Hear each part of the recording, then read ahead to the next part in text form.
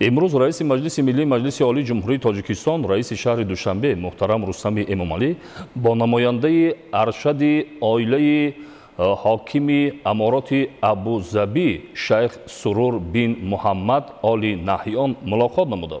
اثنای ملاقات رئیس شهر دوشنبه محترم رستم امامعلی تاکید داشتند که جمهوری تاجیکستان پس از صاحب استقلال گردیدن در زمینه سیاست درهای گشاده همکاری گسترده را با کشورهای خارج از جمله با امارات متحده عرب براه مانده روز تا روز همگرایی تاجیکستان و امارات تقویت می‌یابد.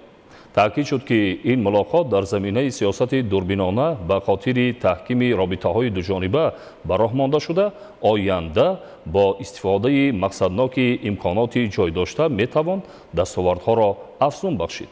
جانب‌ها همچنین تقویت همکاری را در ساختمان، سیاحی، کارکرد محصولات کشاورزی، اینوواسیا و اقتصاد سبز مورد بررسی قرار دادند.